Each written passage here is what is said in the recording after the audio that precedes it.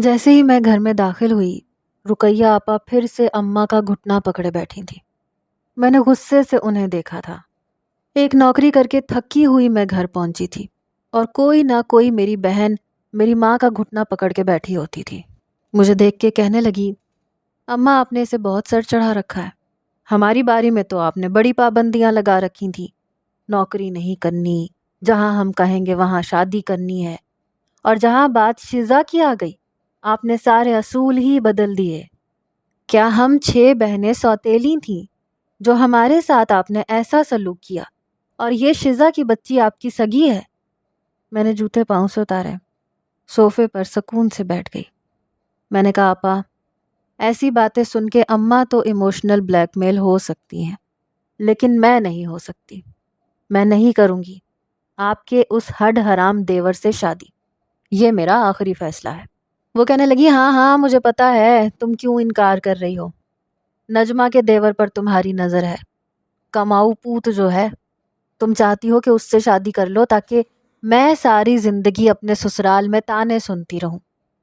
میں نے اپنا سر پکڑ لیا۔ میں نے کہا، مجھے نجمہ آپا کے دیور سے بھی شادی نہیں کرنی۔ مجھے نہیں سمجھ آتی کہ آپ 6 کی 6 بہنیں میرے پیچھے کیوں ہاتھ دھو کے پڑی ہوئی ہیں، بلکہ نہا دھو کے پڑی ہوئی ہیں۔ میں نے تو نہیں کہا تھا اپنا ایک ایک دیور میرے لیے سنبھال کے رکھیں۔ آپ جائیں گی تو ابھی نجمہ آپا آ جائیں گی، پھر وہ جائیں گی تو زلیخا آپا آ جائیں گی۔ آپ سب کو اپنے دیوروں کے لیے میں اکیلی ہی کیوں چاہیے ہوں؟ شاید آپ کو بھی سننے میں یہ بات بڑی عجیب لگے گی، لیکن یہ سچ تھا۔ ہم 7 بہنیں تھیں، ہمارا کوئی بھی بھائی نہیں تھا۔ میری بڑی 6 بہنیں شادی شدہ تھیں، اور بدقسمتی سے میں سب سے زیادہ خوبصورت تھی۔ اس لیے 6 بہنوں کے سب سے آخری اور چھوٹے دیور میری آس پر کنوارے بیٹھے ہوئے تھے کہ میرا ووٹ کس کی طرف جاتا ہے، اور میری وہ بہن اپنی باقی بہنوں کے سسرال والوں پر اکڑ کے چل کے دکھاتی ہے کہ چھوٹی بہن کو میں اپنے دیور کے ساتھ لے گئی۔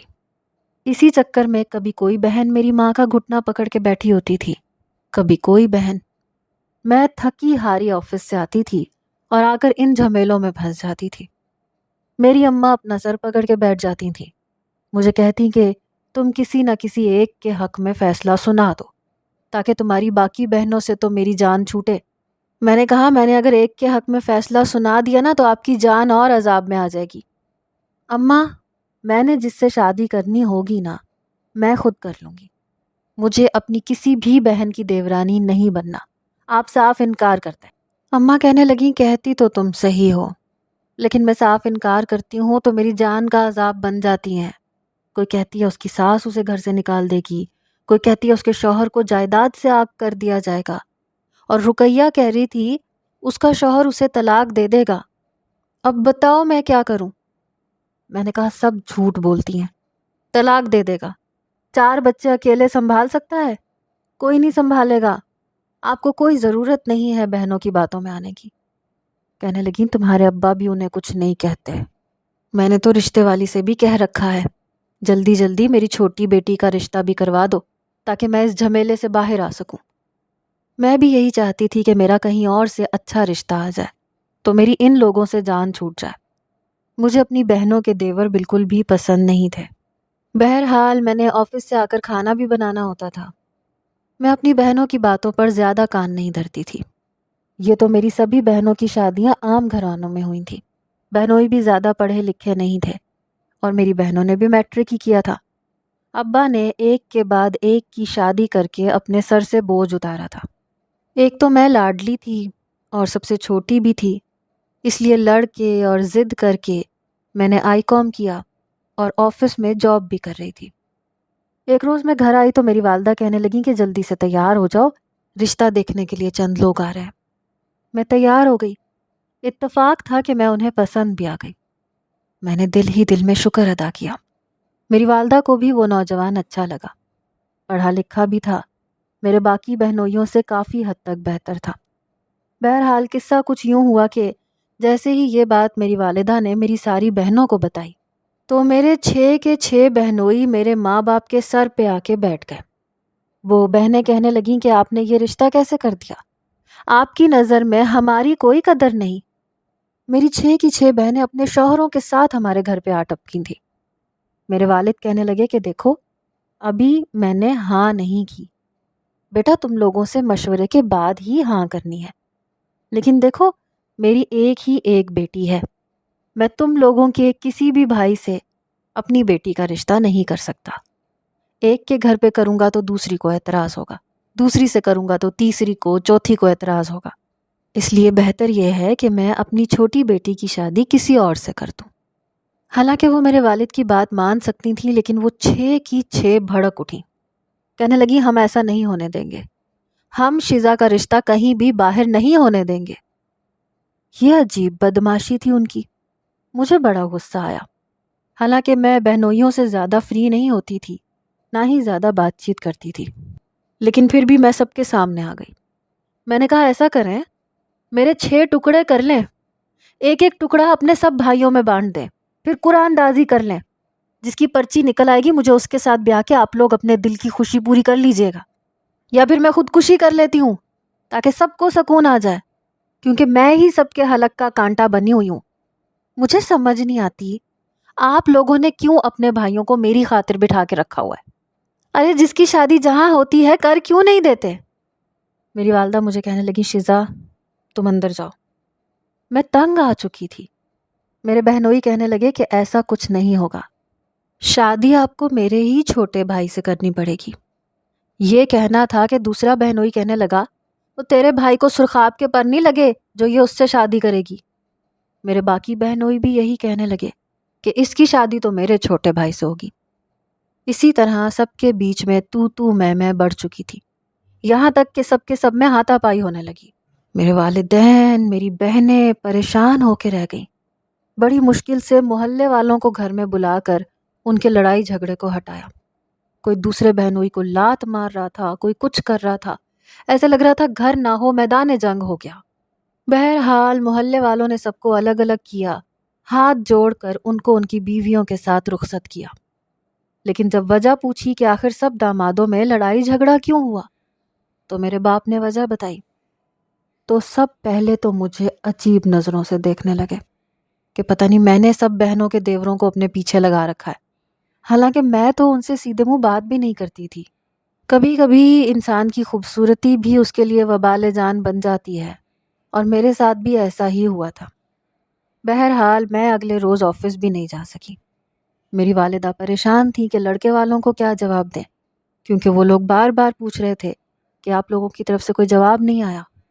میں نے کہا انکار کرتے ہیں، میں ساری زندگی کنواری بیٹھی رہتی ہوں، میری بہنیں اور بہنوئی ضد میں اپنے بھائیوں کو کنوارا بٹھا کے رکھیں، میں بھی دیکھتی ہوں کون کب تک ایسے بیٹھا رہتا ہے، جب ان سب کی شادیاں ہو جائیں گی تو پھر میں بھی کر لوں گی۔ میری ماں کہنے لگی پھر جیسے تمہاری عمر بڑی شادی کی رہ جائے گی نا۔ میں نے کہا اماں تو میں کیا کروں، گھر کو جنگ کا میدان بنا دوں؟ ان لوگوں کی ضد کی وجہ سے میری زندگی برباد ہو رہی ہے۔ میری اماں کہنے لگی میں تو سوچ رہی ہوں کسی پہلوان سے تمہاری شادی کروا دیتے ہیں، وہ ان سب سے نمٹ لے گا، یا پھر کسی بدماش سے۔ ایک دم سے میرے دماغ کی گھنٹی بجی۔ اماں نے تو شاید یہ بات سرسری طور پر کہی تھی، لیکن میں اسی نہج پر سوچنے لگی کہ واقعی اگر میری شادی کسی بدماش سے ہو جائے تو میں ان سب مشٹنڈوں سے اپنی جان چھڑوا سکتی ہوں۔ لیکن سوال یہ پیدا ہوتا تھا کہ میں ایک آدھ بدماش کہاں سے لاتی، اور وہ بدماش مجھ سے شادی کے لیے کیوں تیار ہوتا؟ پہلے تو میں نے اپنے محلے کے آوارہ لڑکوں کو دیکھنا شروع کیا کہ کون ایسا ہے جس کی شکل کچھ بہتر ہے، یا جس کے ساتھ زندگی گزاری جا سکتی ہے، جو میرے 6 کے 6 بہنوئیوں سے پنگا لے سکتا ہو، لیکن ایسا کوئی نہیں تھا۔ بہرحال میں آفس سے واپس آ کر اسی بارے میں سوچنے لگ جاتی تھی کہ اب مجھے کیا کرنا چاہیے۔ پھر میں نے فیس بک پر سرچ کرنا شروع کر دیا کہ شاید وہیں پر کوئی فائٹر مجھے مل جائے جس سے میں دوستی کر لوں، لیکن ابھی تک میں ناکام تھی۔ ایک بار میں آفس میں کام کر رہی تھی جب میرے باس نے کہا کہ شیزا یہ فائل مجھے آج ہی چاہیے۔ میں نے کہا سر ٹائم دیکھیں 5 بج رہے ہیں۔ کہنے لگے تو کیا ہوا؟ میں نے کہا مجھے گھر واپس جانا ہے، 5:30 بجے آفس ٹائم آف ہو جاتا ہے۔ کہنے لگے میں کچھ نہیں جانتا، کل میٹنگ ہے، مجھے یہ فائل کمپلیٹ کر کے دو۔ میں نے کہا سر اس میں 2 گھنٹے لگ جائیں گے، مجھے 7:30 بج جائیں گے، میں واپس کیسے جاؤں گی؟ آخری بس 5 بجے جاتی ہے۔ کہنے لگے میں آپ کو ڈراپ کر دوں گا، کوئی مسئلہ نہیں ہے، میں بھی آفس میں ہی ہوں، کہیں نہیں جا رہا، 1-2 لڑکیاں اور بھی ہیں، آپ فکر نہ کریں۔ میں نے کہا ٹھیک ہے۔ میں فٹافٹ اس فائل کا کام نمٹانے لگی، لیکن میں جانتی تھی جتنی بھی جلدی کر لوں 7:30 بجے سے پہلے فارغ نہیں ہو سکتی۔ میں نے تو گردن اٹھا کر نہیں دیکھا، وہ 2 لڑکیاں بھی جا چکی تھیں۔ آفس میں یا تو میں تھی یا پھر میرا باس تھا، جو نہایت ہی شریف قسم کا انسان تھا۔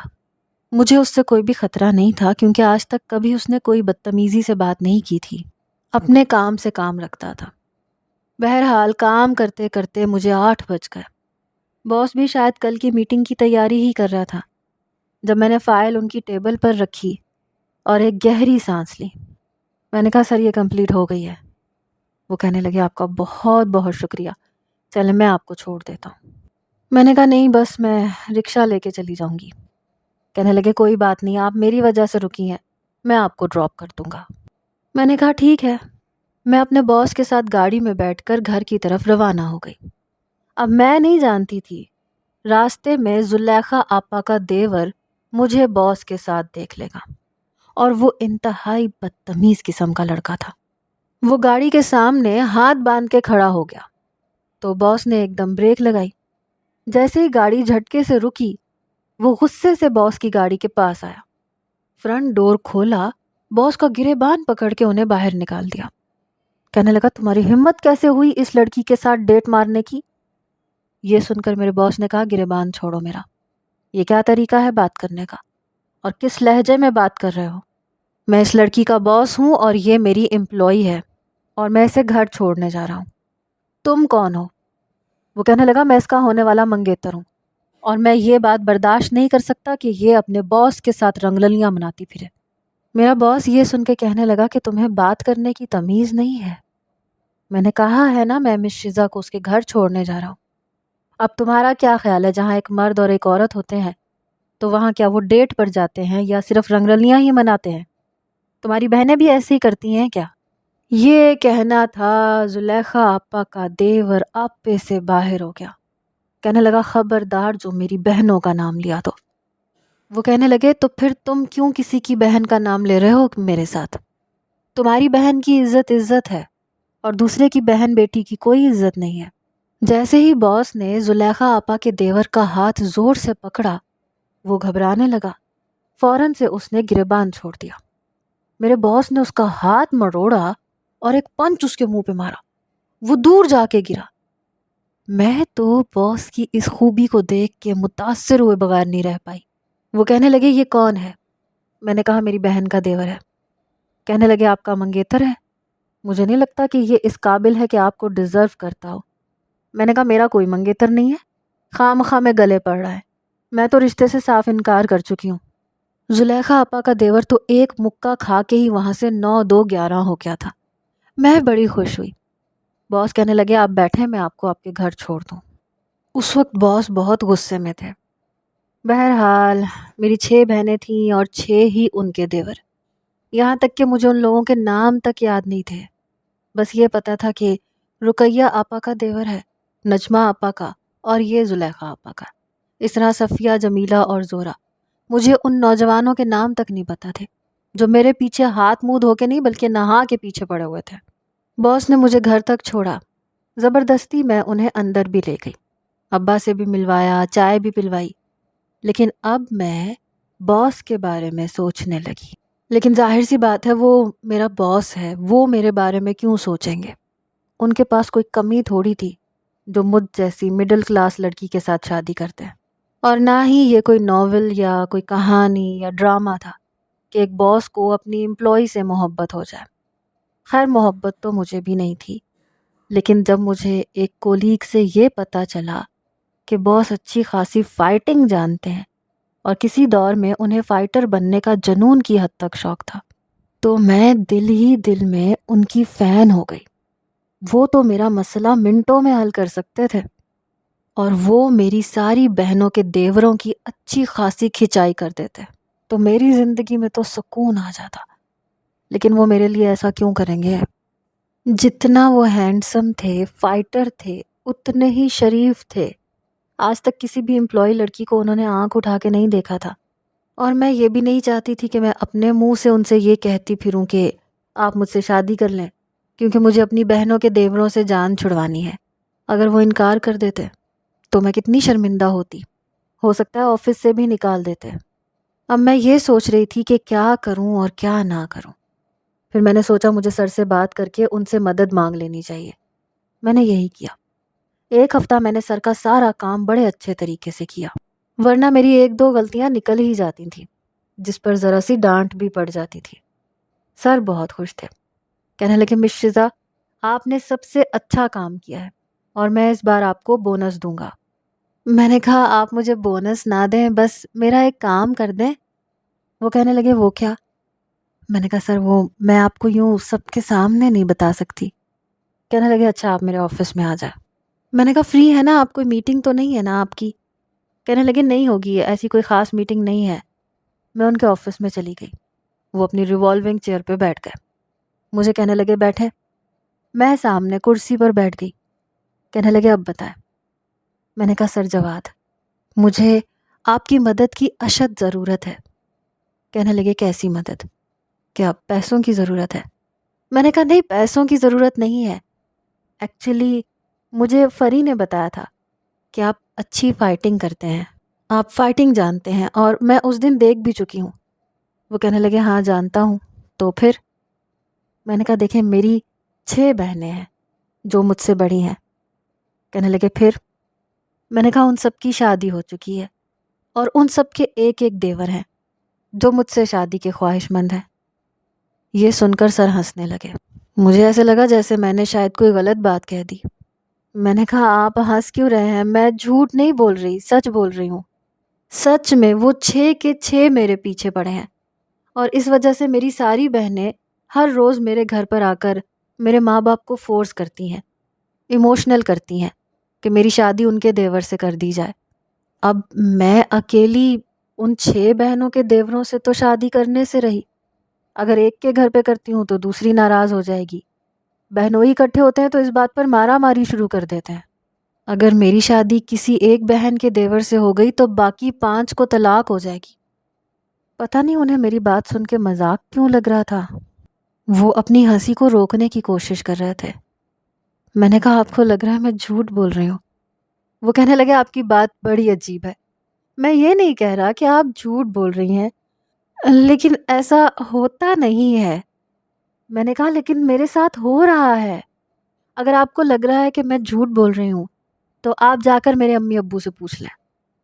کہنے لگے مجھے کسی سے پوچھنے کی ضرورت نہیں ہے، لیکن میں اس سب میں آپ کی کیا مدد کر سکتا ہوں؟ میں نے کہا وہ اس دن آپ نے کیا تھا نا، وہ بھی میری بہن کا دیور تھا جو خواہ مخواہ میرا منگیتر بنا پھرتا ہے، آپ نے ایک مکے سے اس کا دماغ درست کر دیا تھا، اگر آپ چاہیں تو میری جان سب سے چھوٹ سکتی ہے۔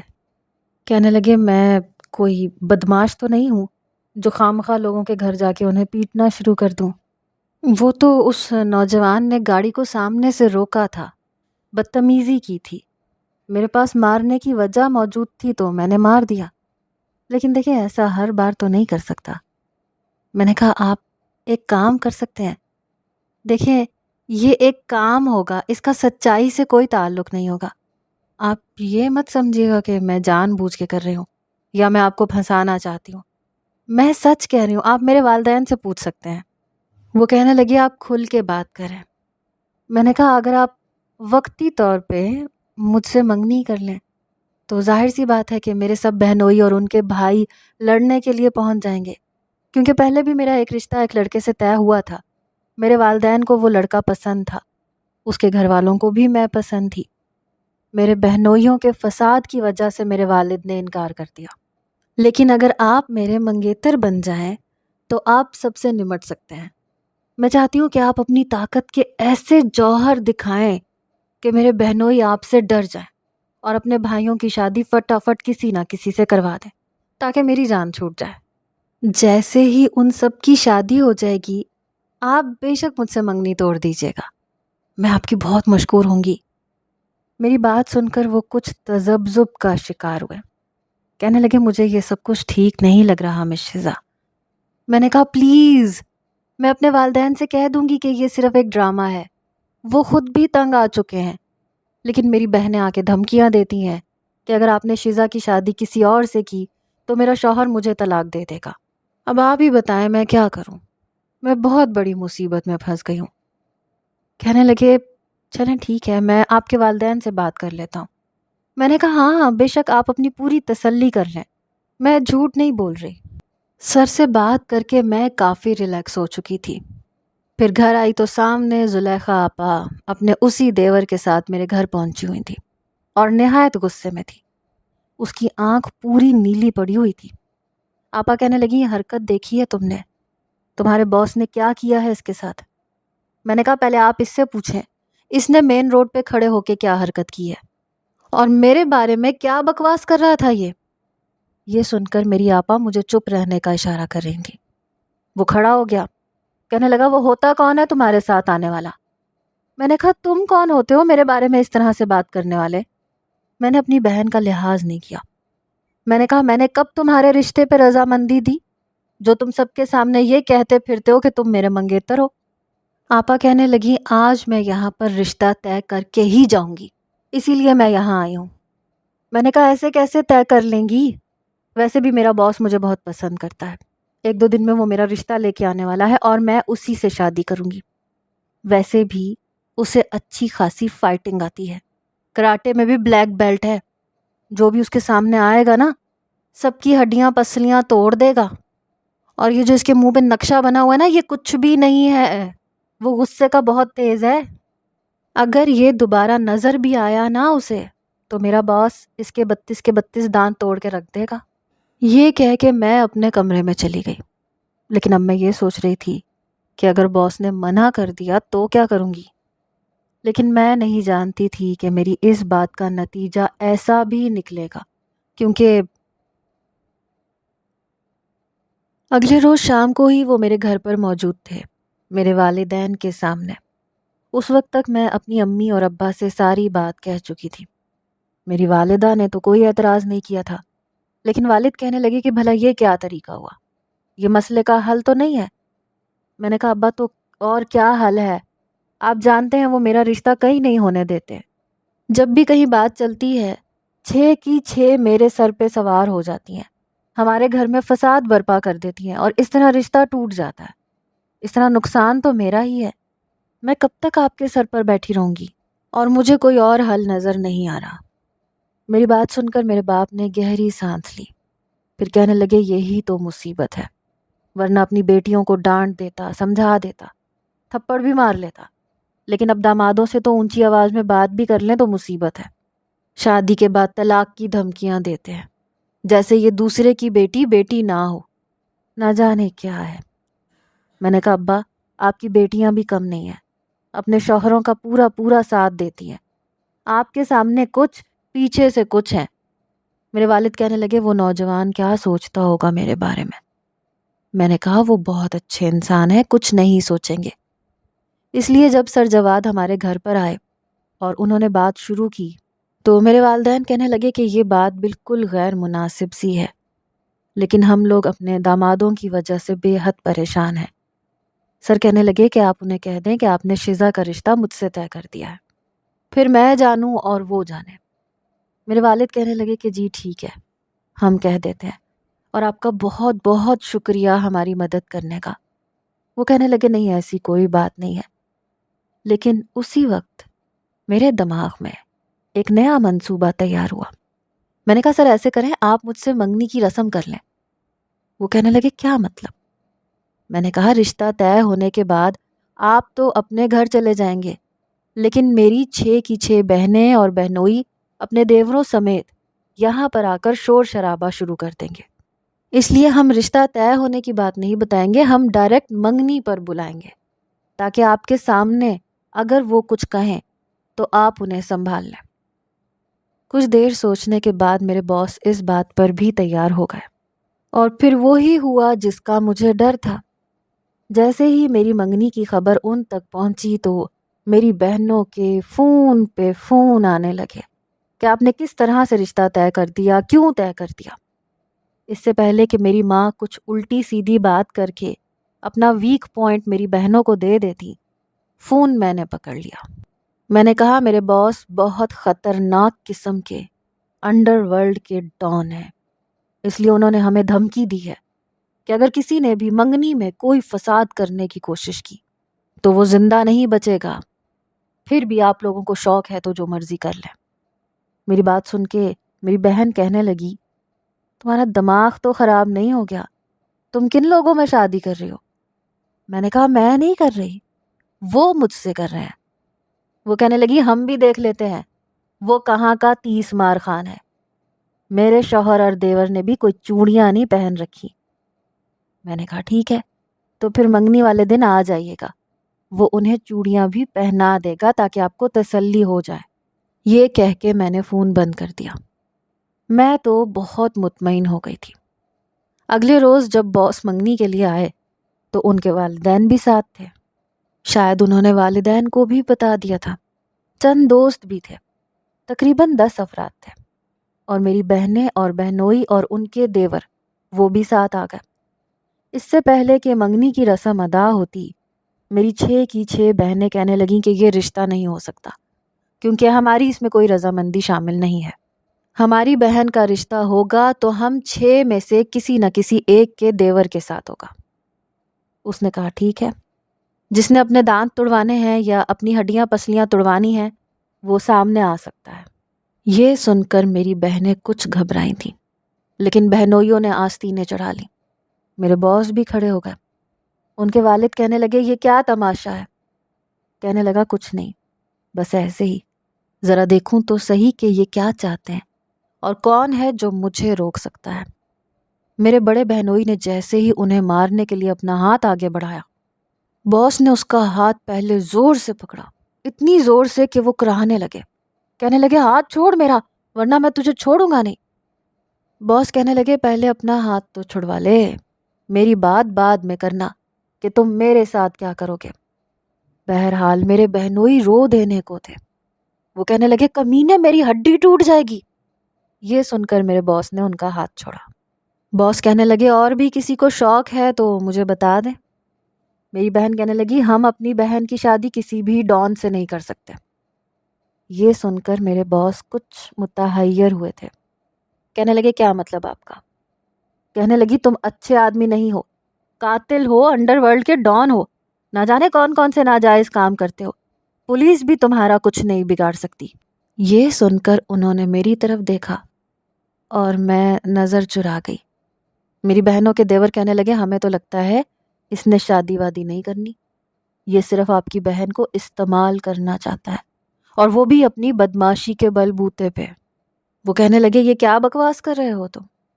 وہ کہنے لگا ٹھیک کہہ رہا ہوں میں، ارے تم ہم جیسے عام انسان تھوڑی ہو، 1 کروڑ کی تو گاڑی ہے جو باہر کھڑی ہے، اتنے امیر ہو تو اس معمولی سی لڑکی سے شادی کیوں کرو گے؟ دیکھو ہم بھی اسی دنیا میں رہتے ہیں، ہمیں بھی سب پتا ہے، کوئی بھی امیر شخص یوں ہی کسی لڑکی سے شادی نہیں کرتا۔ منگنی کا مطلب ہی یہ ہے کہ تم منگنی کی آڑ میں کچھ اور ہی کرنا چاہتے ہو۔ وہ کہنے لگے میرا ایسا کوئی ارادہ نہیں ہے، اور آپ لوگ کون ہوتے ہیں بیچ میں آنے والے؟ منگنی کروں گا تو ظاہر ہے شادی بھی کروں گا۔ میرے بہنوئی کہنے لگے تو ٹھیک ہے، پھر منگنی کی کیا ضرورت ہے؟ میں مولانا صاحب کو لے آتا ہوں، پڑھواؤ نکاح، اور لے جاؤ اس کو اپنے ساتھ۔ ہم بھی تو دیکھیں تم اپنی بات پر کتنا قائم رہتے ہو۔ یہ سن کر تو میں بھی حیران تھی، اور باس تو مجھے غصے سے دیکھے جا رہے تھے۔ میں بڑی پریشان تھی کہ اگر باس نے میرا راز فاش کر دیا تو کیا ہوگا۔ میں تو بری طرح سے پھنس گئی تھی۔ جب میرے باس نے کوئی جواب نہیں دیا تو میرے بہنوئی کہنے لگے دیکھ لیا سسر جی آپ نے، یہ لڑکا تو شادی کے لیے حامی بھرنے کے لیے ہی تیار نہیں، ارے اس کا ارادہ کچھ غلط کرنے کا ہے۔ آپ کہیں تو میں اپنے پولیس آفیسر دوست کو بلا لیتا ہوں، اس کی ساری ہیرو پنتی ابھی نکل جائے گی، لیکن بدلے میں آپ کو میرے بھائی سے شیزا کا نکاح کرنا پڑے گا۔ میرے والد کہنے لگے آپ لوگ چپ کیوں نہیں ہو جاتے؟ بات منگنی کی ہوئی ہے، ابھی ہم منگنی ہی کرنا چاہتے ہیں، شادی نہیں۔ میرے بہنوئی کہنے لگے ارے یہ ٹھیک نہیں، کیوں یہاں پہ اپنی بیٹی کو دینا چاہتے ہیں؟ بدماش قسم کے لوگ ہیں، غیر قانونی طریقے سے انہوں نے پیسہ کمایا ہے، ہم لوگوں میں ابھی بھی اتنی غیرت ہے. ارے آپ ہم 6 کے 6 دامادوں کے جس بھائی سے کہیں گے ہم ابھی نکاح پڑھانے کو تیار ہیں. اگر یہ شخص واقعی عزت دینا چاہتا ہے تو پوچھیں اس سے کیا ابھی کے ابھی شیزا سے نکاح کرے گا. اس سے پہلے کہ میرا راز فاش ہوتا میرے باس کے والد کھڑے ہو گئے. وہ کہنے لگے کب سے میں تم لوگوں کی باتیں سن رہا ہوں. یہ میری حلال کی کمائی ہے اور میرے بیٹے کی محنت کی کمائی ہے. ہم لوگ بھی اتنے بغیرت نہیں ہیں کہ اپنی بات سے پھر جائیں. آپ لوگوں نے جس مولانا کو بلانا ہے بلائیں. نکاح ابھی ہوگا اور رخصتی بھی ابھی ہوگی. یہ سن کر میرے باس کبھی مجھے غصے سے دیکھ رہے تھے کبھی اپنے والد کو حیرت سے دیکھ رہے تھے. بہرحال مولانا صاحب بھی آ گئے اور نکاح بھی ہو گیا. یہاں تک کہ رخصتی بھی ہو گئی. گاڑی میں جب میں ان کی والدہ کے ساتھ بیٹھی تو باس بہت غصے سے گاڑی چلا رہے تھے. ان کے والد کہنے لگے میں نے اتنے بدتمیز لوگ آج تک نہیں دیکھے. اچھا ہے کہ تم نے میری عزت رکھ لی ورنہ وہ لوگ سمجھتے کہ ہم خاندانی لوگ نہیں ہیں. لیکن سرجواد نے پھر بھی کوئی جواب نہیں دیا. بہرحال میں رخصت ہو کر ان کے بنگلے میں آ گئی بلکہ بہت بڑے بنگلے میں آ گئی. لیکن ڈر لگ رہا تھا. ان کی والدہ نے مجھے سر کے کمرے میں بٹھا دیا. جیسے ہی وہ کمرے میں آئے بڑے غصے میں تھے. دروازہ بند کیا. کہنے لگے یہ کیا تماشا ہے. آپ نے مجھ سے کیا کہا تھا. میں نے کہا دیکھیں مجھے نہیں پتا تھا یہ سب کچھ ہو جائے گا. وہ کہنے لگے دیکھو میں تم لڑکیوں کو اچھے طریقے سے جانتا ہوں. تم لوگوں نے سب نے مل کر یہ ڈرامہ رچایا ہے مجھے پھنسانے کے لیے. میرے باپ کو غیرت دلانے کے لیے تمہارے سب بہنوئی تمہارے گھر والے سب ملے ہوئے تھے. تم سب نے جان بوجھ کر ایسی باتیں کہیں کہ تیش میں میرا باپ آ کر میری شادی تم سے کرتے. ان کی بات سن کے میں نے کہا ایسا کچھ نہیں ہے. آپ نے غلط اندازہ لگایا ہے. میں سچ کہہ رہی ہوں. وہ کہنے لگے بس بس تمہیں میں انڈر ورلڈ کا ڈان لگتا ہوں بدماش لگتا ہوں. میں نے کہا وہ تو میں نے اپنے بہنوئیوں کو ڈرانے کے لیے کہا تھا. بہرحال وہ صوفے پر جا کر اپنا سر پکڑ کر بیٹھ گئے. کہنے لگے تم نے اچھا نہیں کیا. میں نے کہا دیکھیں میری بات سنیں. اب جو ہونا تھا وہ ہو گیا اس لیے اب آپ تھوڑا سا صبر کر لیں. جیسے ہی میری بہنوئیوں کے بھائیوں کی شادیاں ہوں گی آپ مجھے طلاق دے دیجیے گا. یہ بات سن کر انہوں نے مجھے غصے سے دیکھا. کہنے لگے ایک دم چپ ہو جاؤ. تمہارے سارے مشورے میرے سر الٹے پڑتے ہیں. مجھے جو ٹھیک لگے گا اب میں وہی کروں گا. ان کے کمرے کے اندر ایک دوسرا کمرہ بھی تھا جو شاید اسٹڈی روم تھا. کہنے لگے یہ تکیہ پکڑو یہ کمفرٹر پکڑو. پھر انہوں نے خود ہی بیڈ سے تکیہ اور کمفرٹر اٹھا کے مجھے دیا. کہنے لگے وہ دوسرا کمرہ ہے جا کے وہاں سو جاؤ. وہاں بھی بیڈ موجود تھا. وہاں جا کے میں نے دروازہ بھی بند کر دیا. صبح شاید کمرے کے دروازے پہ دستک ہوئی. اس کے بعد میرے کمرے کے دروازے پر دستک ہوئی. میں نے دروازہ کھولا تو کہنے لگے جلدی سے تکیہ اٹھاؤ اور بیڈ پہ رکھو اور جا کے دروازہ کھولو. میں نے کہا میں کیوں کھولوں. کہنے لگے اس لیے کہ میں نہیں کھولوں گا. جاؤ میری والدہ ہوں گی. اب جو ڈرامہ تم نے کرنا تھا وہ تم کر چکی ہو. باقی کا ڈرامہ بھی تم ہی کرو گی. یہ کہہ کے وہ واش روم میں چلے گئے. میں نے تکیہ کمفرٹر اٹھایا بیڈ پہ پھینکا کمرے کا دروازہ کھول دیا. سامنے واقعی میری ساس تھی جو مجھے دعائیں دینے لگی. پھر کہنے لگی جو قسمت میں تھا ہو گیا. ایسا کرو بیٹا اب تم پریشان مت ہو. شادی تو ہم نے اپنے بیٹے کی کرنی ہی تھی. اب تم قسمت میں لکھی ہوئی تھی. پھر انہوں نے ہاتھ میں پکڑے شاپنگ بیگ مجھے پکڑا دیا. کہنے لگی بس جلد بازی میں اس وقت تو مجھے یہی کپڑے مل پائے تھے. تم یہ پہن لو بعد میں تمہاری شاپنگ کروا دوں گی. میں نے کہا جی ٹھیک ہے. میں نے وہ لباس پہن لیا کمرے سے باہر بھی نکل گئی. سامنے سرجواد کے والد بیٹھے تھے. ان کو دیکھ کر میں نے سلام کیا. کہنے لگے جیتی رہو. یہ جواد کہاں ہے ابھی تک آیا کیوں نہیں. میں نے کہا وہ تیار ہو رہے ہیں. بہرحال یوں ہی وقت گزرنے لگا. گھر کے کاموں میں ویسے بھی طاق تھی اس لیے اپنے ساس سسر کا دل میں بہت جلدی جیت چکی تھی. لیکن سرجواد تو میری طرف دیکھتے بھی نہیں تھے. کمرے میں جیسے ہی آتے مجھے کہتے جاؤ تم اسٹڈی روم میں جا کے لیٹ جاؤ. اچھے تو وہ مجھے پہلے بھی لگتے تھے، لیکن میں چاہتی تھی وہ مجھ سے بات کیا کریں۔ سچ پوچھیں تو مجھے اس گھر کی عادت سی ہونے لگی تھی۔ میں میکے کو تو بھول بھی گئی تھی۔ میری ساس نے مجھے خوب شاپنگ کروائی تھی۔ میں ان کی خدمت بھی بہت کرتی تھی، روزانہ ان کے پاؤں دباتی تھی، اور وہ کہتی تھی تم یہ کیوں کر رہی ہو، ملازمہ ہے نا۔ میں نے کہا ملازمہ دل سے خدمت تھوڑی کرتی ہے۔ بہرحال سرجواد کی والدہ ویسے بھی بہت اچھی تھی، سادہ قسم کی خاتون تھی، اور ان کے والد بھی بہت اچھے تھے، لیکن سر کی مجھے آج تک سمجھ نہیں آتی تھی۔ پتہ نہیں کیوں مجھے وہ کچھ نارمل نہیں لگتے تھے، کیونکہ ایک مرد لڑکیوں کو دیکھتا ضرور ہے، اور میں تو ان کی بیوی تھی، نکاح ہوا تھا ہمارا، چاہے جیسے بھی ہوا تھا۔ اور پھر وہ مجھے چھوڑنا بھی نہیں چاہتے تھے، کیونکہ اس کے بعد انہوں نے کبھی یہ نہیں کہا کہ میری بہنوں کے دیوروں کی شادی کے بعد وہ مجھے چھوڑ دیں گے، لیکن مجھے دیکھتے تک نہیں تھے۔ میرے دل میں خواہش آنے لگی کہ وہ مجھے دیکھیں، میری تعریف کریں، مجھ سے باتیں کیا کریں، لیکن ایسا کچھ نہیں تھا۔ وہ تو کمرے میں آتے ہی مجھے اسٹڈی روم میں بھیج دیتے تھے، پھر کہتے تھے اندر سے دروازہ بند کر لینا۔ ایک رات مجھے نیند نہیں آ رہی تھی جب مجھے سر کے کمرے سے باتوں کی آواز آئی۔ ایسے لگ رہا تھا جیسے ان کا کوئی دوست ان کے ساتھ کمرے میں موجود ہو، لیکن رات کے اس پہر میں سوچ بھی نہیں سکتی تھی کہ رات کے ٹائم ان کا کون سا دوست ان سے باتیں کر رہا ہوگا۔ پتہ نہیں کیوں مجھے کچھ تجسس سا ہونے لگا۔ میں نے پہلے تو دروازے پر کان لگائے، لیکن بہت ہی دھیرے دھیرے سے باتیں ہو رہی تھیں۔ پھر میں نے دروازہ بڑے دھیرے سے کھولا، لیکن کمرے میں کافی اندھیرا تھا، اور بیڈ پہ سر کے ساتھ ایک اور وجود بھی تھا۔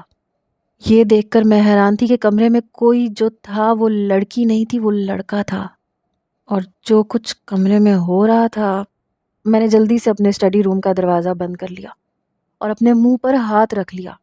میں سوچ بھی نہیں سکتی تھی کہ کبھی ایسا بھی دیکھنے کو ملے گا۔ میں اپنا سر پکڑ کے بیٹھ گئی۔ پوری رات مجھے ٹھیک سے نیند نہیں آئی۔ میرے دماغ میں عجیب و غریب سی باتیں گھومنے لگیں۔ صبح جب میں کمرے میں آئی تو چادر بکھری ہوئی تھی اور سر بے خبر سو رہے تھے۔ میں سوچ بھی نہیں سکتی تھی کہ اتنی شاندار شخصیت کا مالک شخص اس طرح کے گھٹیا فعل میں بھی مبتلا ہو سکتا ہے۔ کچھ دیر بعد ہی موبائل کا الارم بج اٹھا اور جواد اٹھ گیا۔ اس نے مجھے یوں کھڑے دیکھا تو کہنے لگا یہاں کیا کر رہی ہو، اور مجھے اس طرح مت دیکھا کرو۔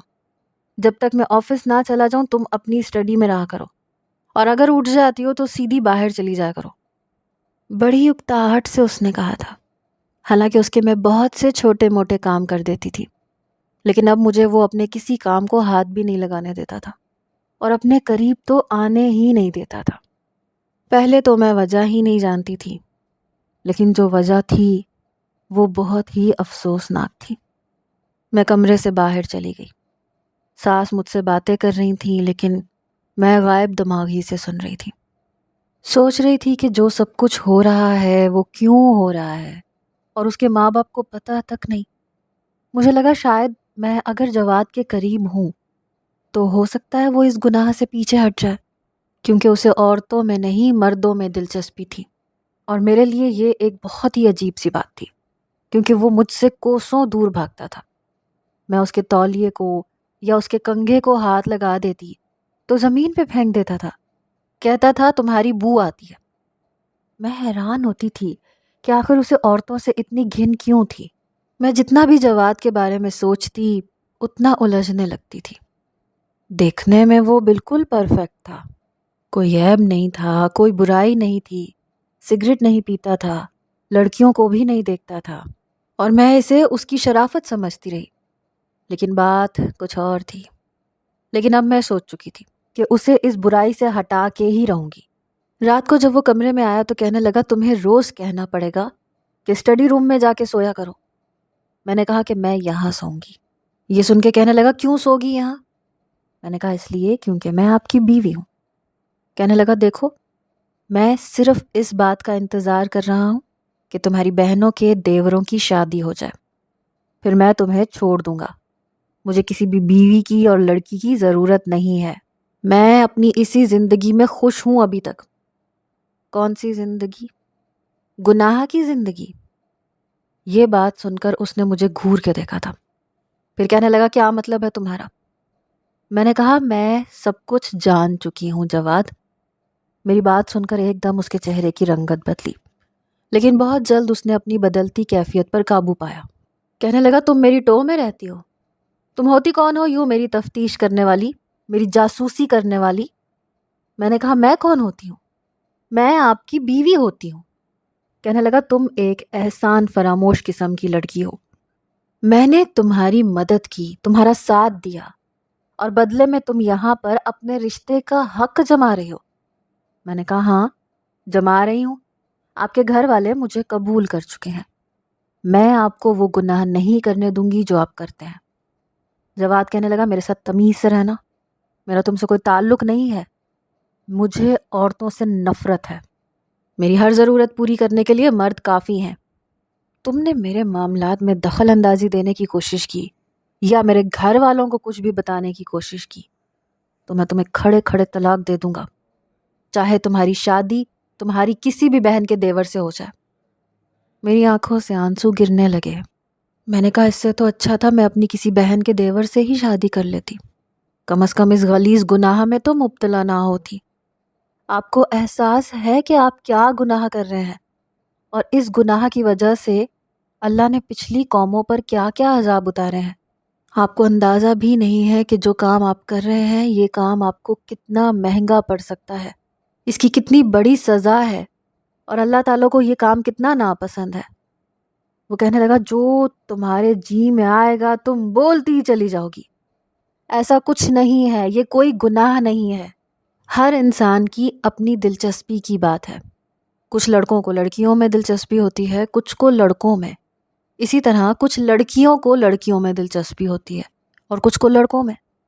میں نے تعلیم بیرون ملک سے حاصل کی ہے اور وہاں یہ سب کچھ عام ہے، کسی کو بھی روکا ٹوکا نہیں جاتا، سب کو اپنی مرضی کے مطابق زندگی گزارنے کا حق حاصل ہے، اور ایسے ہی ہونا چاہیے۔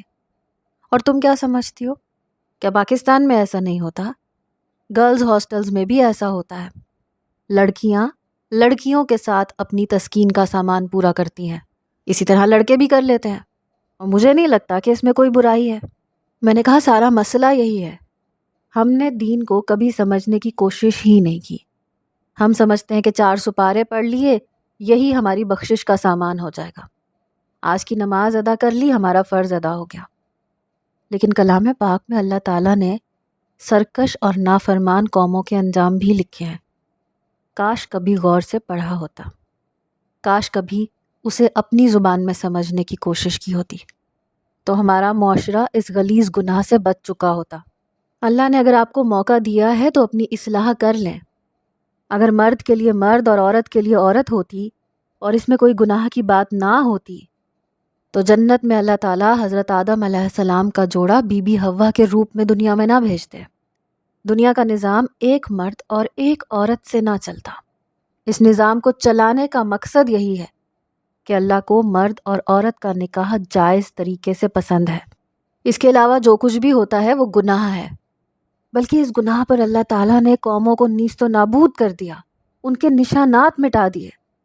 خدا کے لیے اس گناہ کی نحوستوں سے اپنے اور اپنے گھر والوں پر عذاب کا سبب مت بنے، قصور آپ کا بھی نہیں ہے۔ ہمارے معاشرے کی یہی سوچ ہے، ماں باپ کے پاس 4 پیسے اچھے آ جائیں تو اپنے بچوں کو باہر تعلیم دلانے پر ترجیح دیتے ہیں، یا پھر بڑے بڑے آکسفورڈز اور او لیول اسکولز میں بچوں کو تعلیم دلوا کے سمجھتے ہیں کہ انہوں نے اپنے بچوں کا کریئر اچھا کر دیا، جہاں پر دوسرے کلچرز کی رسموں کو پروموٹ کیا جاتا ہے، اور اس طرح سے ہم اسلامی تعلیمات سے دور ہوتے چلے جاتے ہیں۔ آپ ایک اچھے کامیاب بزنس مین تو بن گئے، لیکن اچھے انسان نہیں ہیں، اور آپ مجھے اگر طلاق دیں گے تو مجھے کوئی افسوس نہیں ہوگا، کاش میں آپ کی سچائی کو پہلے جان جاتی تو میں لعنت بھیج دیتی، آپ کی مدد لینے پر بھی اور آپ سے شادی کرنے پر بھی۔ میری بات وہ بڑی خاموشی سے سن رہا تھا۔ میں نے کہا آپ کو آپ کی یہ گناہ سے بھری ہوئی زندگی مبارک ہو، مجھے یہاں رہنا ہی نہیں ہے۔ یہ کہہ کے میں باہر جانے لگی تو کہنے لگے رکو، کہاں جا رہی ہو تم رات کے اس پہر؟ میں نے کہا میں واپس جا رہی ہوں، لیکن بے فکر رہو، اس وقت نہیں جاؤں گی، باہر لاؤنج میں سو جاؤں گی اور صبح اٹھتے ہی چلی جاؤں گی۔ پھر انہوں نے مجھے نہیں روکا، میں لاؤنج میں جا کے بیٹھ گئی اور رونے لگی کہ اللہ مجھے معاف کرتے، پتہ نہیں میں نے سر سے مدد مانگی، میں انہیں ایک اچھا انسان سمجھتی تھی، کاش وہی سمجھتی رہتی تو اچھا تھا۔ یہی سوچتے سوچتے روتے روتے میں سو گئی۔ صبح میری ساس نے مجھے جگایا، کہنے لگی بیٹے کیا ہوا؟ جواد سے لڑائی ہو گئی ہے؟ یہاں کیوں سو رہی ہو؟ میں نے کہا مجھے یہاں رہنا ہی نہیں ہے، میں واپس جانا چاہتی ہوں۔ وہ کہنے لگی کیوں؟ میں نے ان سے کوئی بھی بات نہیں چھپائی، سب کچھ سچ سچ بتا دیا۔ یہ سن کر میری ساس کی رنگت فک ہوئی تھی۔ میں نے کہا میں ایسے شخص کے ساتھ نہیں رہ سکتی۔ کہنے لگی میں سوچ بھی نہیں سکتی تھی کہ میرا بیٹا ایسے کسی گناہ میں مبتلا ہو سکتا ہے، پلیز تم مت جاؤ، میں جواد کو سمجھاؤں گی، میں اسے روکوں گی۔ میں نے کہا آپ کو کیا لگتا ہے کہ اب وہ بدل سکتا ہے؟ آپ لوگ یہ کیوں نہیں سوچتے کہ پرائے ملک میں اپنے بچوں کو بے آسرا چھوڑ دینا سب سے بڑی حماقت ہے؟ شوق ہے اگر تو پہلے انہیں دینی تعلیمات سکھائیں، انہیں اچھا برا گناہ اور ثواب سکھائیں، ان کے اندر اس ایمان کی پختگی پیدا کریں، اس کے بعد انہیں چھوڑیں تاکہ وہ اپنی زندگی کے صحیح فیصلے کر سکیں۔ چھوٹی سی عمروں میں بڑے بڑے انگلش میڈیم اور آکسفورڈ کے اسکولوں میں بھی دینی تعلیم نہیں دی جاتی، بلکہ وہ دوسرے غیر ملکی اور غیر مذاہب کے کلچر کو پروموٹ کرتے ہیں، جہاں پر سب کچھ جائز ہے، جہاں شادی شدہ ہونے کے بعد زنا بھی جائز ہے، کوئی بھی کسی بھی عورت کے ساتھ کچھ بھی کر سکتا ہے، یہاں تک کہ بہن بھائی جیسے پاکیزہ رشتے کی بھی تذلیل کی جاتی ہے۔ مرد اپنی مردانگی سے گر جاتا ہے کہ عورت کے بجائے مرد کے ساتھ بھی کبھی خواہش پوری کرنے سے گھبراتا نہیں ہے، اور میں ایسے کسی بھی مرد کے ساتھ زندگی نہیں گزارنا چاہتی۔ یہ کہہ کر میں واپس اپنے گھر آ گئی تھی، لیکن 1 مہینے بعد جواد مجھے لینے آ گیا، کہنے لگا میں نے سب گناہ چھوڑ دیے ہیں، تمہاری باتوں نے میرے دل پر بہت اثر کیا ہے، میں نے سچی توبہ کر لی ہے، اب تم پلیز میرے ساتھ واپس چلو۔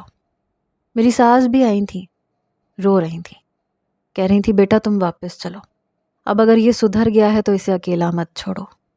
لیکن میں آپ سے پوچھتی ہوں، مجھے بتائیے کیا مجھے ایسے شخص کے ساتھ واپس جانا چاہیے؟